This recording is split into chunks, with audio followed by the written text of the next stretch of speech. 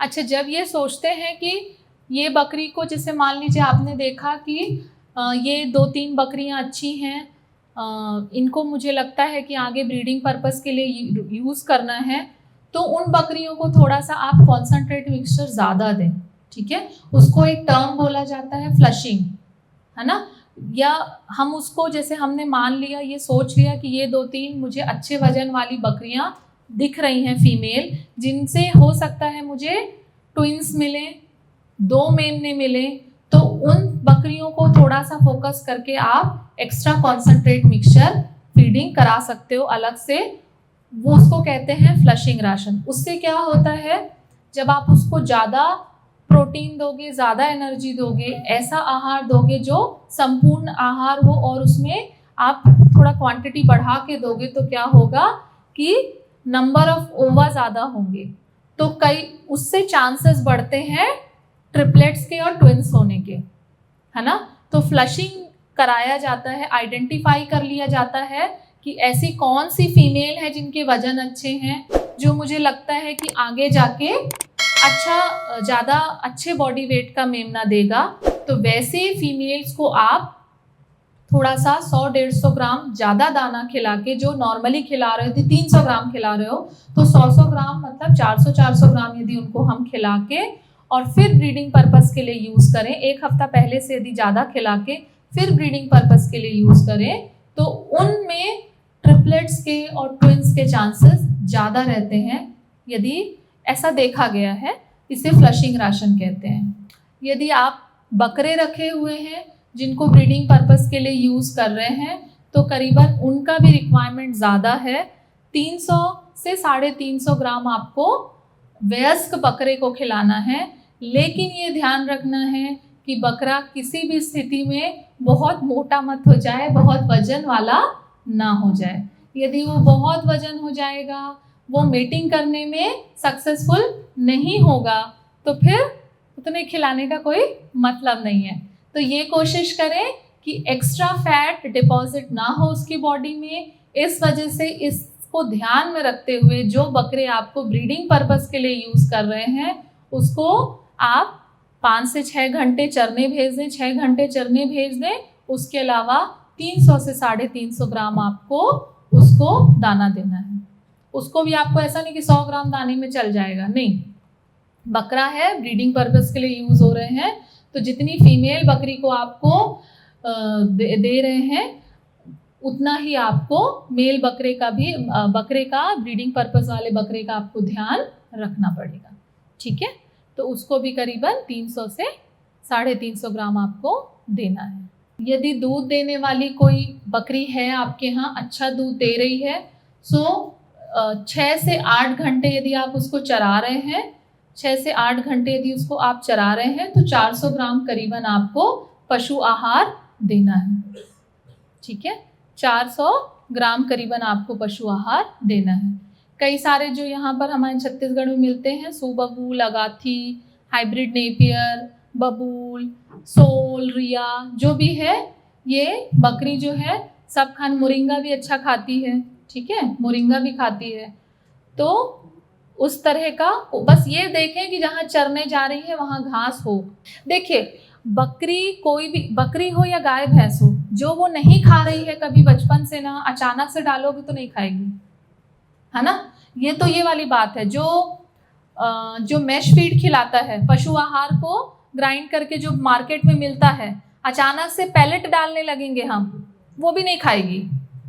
Palette होता है ना, पैलेट फीड, तो अचानक से यदि मान लीजिए आपके यहाँ गाय भैंस है या बकरी है, और वही मैश, वही कंपनी जो आपको मिक्स्ड वाला जो ग्राइंडेड दाना दे रहा है और वही पैलेट बना रहा है, उसी सेम कंपनी का पशु आहार खरीद के लाएंगे और पैलेट देंगे, तो वो नहीं खाएगी, क्योंकि वो कभी बचपन से वैसे वाला पैलेट फीडिंग की ही नहीं है, तो वो नहीं खाएगी, है ना। थोड़ा सा एडॉप्ट करने में उसको टाइम लगता है। चाहे हमारे डेयरी में भी नहीं, क्योंकि शुरू से उसने मैश फीडिंग खाई, हमारे डेयरी की कैटल जो है, गाय, जब पैलेट डाले तो वो कुछ दिन खाई नहीं, तो जब कुछ दिन नहीं खाती तो अपन को लगता है भाई दूध सब कम हो जाएगा, खा नहीं रही है, तो अपन बंद कर देते हैं, है ना। लेकिन वो धीरे धीरे आधा आधा करके थोड़ा एफर्ट डालना पड़ता है, आधा मैश डाले, आधे पैलेट डाले, थोड़े जब उसको खाने में समझ में आ जाएगा, कभी भी वो हम लोग जैसे इंसान जैसे ही है, पशुओं को हमको ये समझना पड़ेगा कि उसकी आवश्यकताएं हम इंसान जैसे ही है ना। अपन सोचेंगे कि एक दिन में अपन ने ये दे दिया तो अगाथी भी आपको एडॉप्ट करना पड़ेगा, है ना। आप लगातार उसको 4-5 दिन 6 दिन जब डालेंगे तो आप देखेंगे 7वें दिन से वो थोड़ा थोड़ा खाना चालू कर देगी। लेकिन ऐसा नहीं करेंगे सिर्फ वही डालें कि भूखी है तो कुछ तो खाएगी ही खाएगी, तो अब तेरे को खाना पड़ेगा। तो वो भी कोशिश करें कि जो वो खाती है उसके साथ साथ अपन एडॉप्ट करने की कोशिश करें। बस एक चीज मैं बोलना चाहूंगी, कभी भी सिर्फ हरा घास या सिर्फ पशु आहार पेट नहीं भर सकता। आपको पशु आहार के साथ साथ हरा घास खिलाना ही पड़ेगा। सूखा जो पैडी स्ट्रॉ है, जो हम चावल का जो ये है धान का जो है कोढ़ा, तो वो कोढ़े में क्या है कि उसमें प्रोटीन 0 के बराबर होता है। मतलब प्रोटीन उसमें 0, मतलब मैं खाऊंगी तो मुझे 0 मिलेगा, गाय खाएगी तो उसको भी 0 मिलेगा, है ना। इसी वजह से पैरा यूरिया ट्रीटमेंट और वो सब करवाते हैं कि थोड़ा बहुत प्रोटीन लेवल बढ़ जाए। तो अपने यहाँ लेकिन वही है ना। तो वो पेट तो भर देगा, एनर्जी दे देगा। थोड़ा बड़ों में आप खिला सकते हैं, लेकिन जो वृद्धि वाले बच्चे हैं, है ना, उनमें कोशिश करें कि अच्छा घास दें। सूखा वाला जो घास है इसमें प्रोटीन कंटेंट बहुत कम रहता है। हाँ, वो उसका दे सकते हैं, दलहनी फसल का थोड़ा, उसका जो कोई सूखा है आपके पास दलहनी फसल वाला, उसमें प्रोटीन फिर भी रहता है। तो यदि उसका आपके पास है, तुअर का है या कुछ ऐसे दलहनी फसल वाला है, उसके में प्रोटीन लेवल रहता है, इसमें चावल में कम। लेकिन हमारे पास वही है, हाँ, तो अपने को लगता है कि भूखी नहीं है ना। उस पर भी देखिए कोशिश हो रही है कि उसकी प्रोटीन लेवल को हम कैसे बढ़ा सकें। पैरा यूरिया ट्रीटमेंट उतना सक्सेसफुल नहीं हुआ, और कोशिश कर रहे हैं कि दाने में मिला के पैलेट फॉर्म में बनाएं या कुछ ऐसा ट्रीटमेंट करेंगी। लेकिन वो अभी तक तो ये है कि उसको खिलाने से आपकी गाय का पेट भर जाएगा, थोड़ा एनर्जी मिल जाएगा, 40 से 42% एनर्जी मिलता है, लेकिन प्रोटीन उसमें डाइजेस्टेबल क्रूड प्रोटीन तो 0 के बराबर ही है। इसीलिए हड्डी दिखती है गाय। अपने गाय की जो गांव की गाय होती है कितना खाती है, पूरे दिन तो पैडी स्ट्रॉ रखा रहता है, वहीं रखा रहता है, लेकिन फिर भी हड्डी दिखती है कि नहीं दिखती। चलती है तो ऐसे हड्डी अलग दिखती है, इसीलिए दिखती है। और तो और क्या होता है, उसमें ऑक्सलेट कंटेंट होता है, तो क्या करता है, कैल्शियम के साथ जुड़ जाता है, तो कैल्शियम की अवेलेबिलिटी भी कम कर देता है, तो एकदम हड्डी दिखती है। हाँ बताइए। सबकी पत्ती में कुछ ना कुछ पदार्थ रहता है। सुनिए, सबकी पत्ती में कोई ना कोई पदार्थ रहता है ना, जो इसे हम कहते हैं एंटी न्यूट्रिशनल फैक्टर हिंदी में, इंग्लिश में। तो ये जो रहता है सभी पत्तियों में रहता है। टेनिन है ना, टेनिन है। देखिए उतना तो खाएगी नहीं, है ना, उतना नहीं खिलाएगी, खाएगी कि वो टॉक्सिक हो जाए, है ना, उतना दिक्कत नहीं होता है।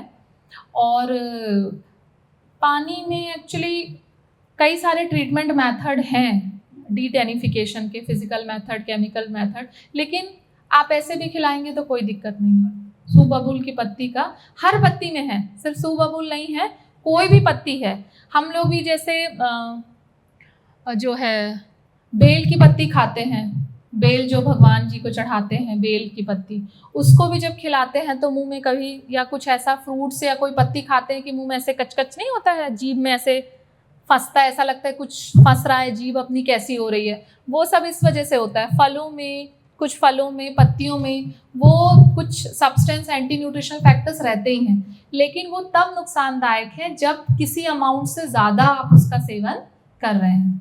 तो ये पत्तियां उतना खाती ही नहीं हैं, है ना, जब वो खुद खा रही हैं या आप भी उनको डाल के खिला रहे हैं, तो उतने वो खाएगी ही नहीं कि जिसके ज़्यादा उसको दिक्कत हो। तो इस वजह से आराम से खिला सकते हैं, कोई दिक्कत नहीं।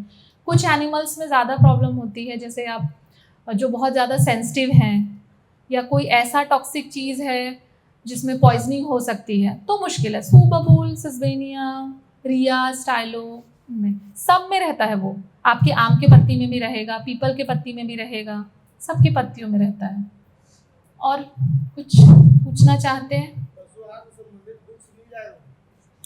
हाँ, इस जो सर नोट्स देंगे शायद उसमें होगा और पशु आहार से संबंधित, और बाकी 1-2 बुकलेट है, मैं सर से बात कर लूँगी, यहाँ से हमारे कॉलेज से भी सर की भी 1-2 बुकलेट होगी पशु आहार से संबंधित, तो वो मिल जाएगी, है ना। तो आप कोशिश करें कि अच्छी जगह से पशु आहार खरीदें। ये ध्यान रखें कि पशु आहार में अनाज होगा, खली होगा, नमक होगा, मिनरल मिक्सचर होगा, और ये मान के चलें जो अपन खरीदते हैं उसमें मिनरल मिक्सचर कम ही उन लोग डालते हैं। तो यदि आपके पास अच्छी बकरी है, ट्विंस वाली, अच्छे वजन वाली, अच्छी नस्ल है और अच्छी गाय है, तो मिनरल मिक्सचर मैं रिकमेंड करूँगी कि अलग से ऐड कर दो, क्योंकि कई बार उन लोग कम मिलाते हैं या नहीं मिलाते हैं पशु आहार वाले, है ना। तो आप अपने से मिनरल मिक्सचर डाल दीजिए, तो आपकी बहुत सारी समस्याएं जो हैं, रिप्रोडक्टिव समस्याएं जो हैं वो कम हो जाएंगी। हाँ, और कुछ?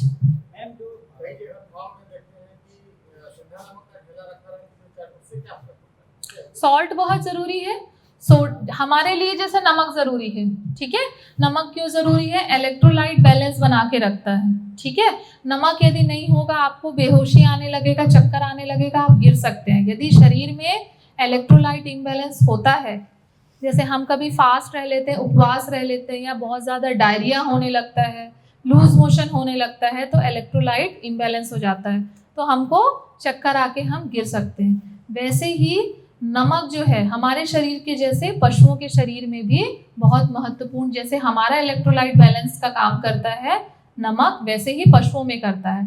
पशु में हम मिलाते नहीं हैं, तो जो आप सेंधा नमक कह रहे हैं या कोई भी नॉर्मल नमक, उसका ढेला इसलिए रखते हैं ताकि वो नमक, उसके शरीर में जो नमक की ज़रूरत है वो पूरी हो जाए, है ना। इसी वजह से कई लोग मिनरल ब्लॉक, आप बड़े बड़े फार्म्स में जाएंगे तो मिनरल ब्लॉक भी रखते हैं, जो मैं खनिज लवण बोल रही हूँ, मिनरल्स के ब्लॉक भी आते हैं, तो वो क्या करती है, चाटती रहती है। जो खासकर ज़्यादा दुधारू गाय जो है उनके यहाँ फार्म्स में ब्लॉक भी रखते हैं, तो वो चाट चाट के उसके डेली की जितनी ज़रूरत है, आवश्यकता है, वो पूरी हो जाती है ना।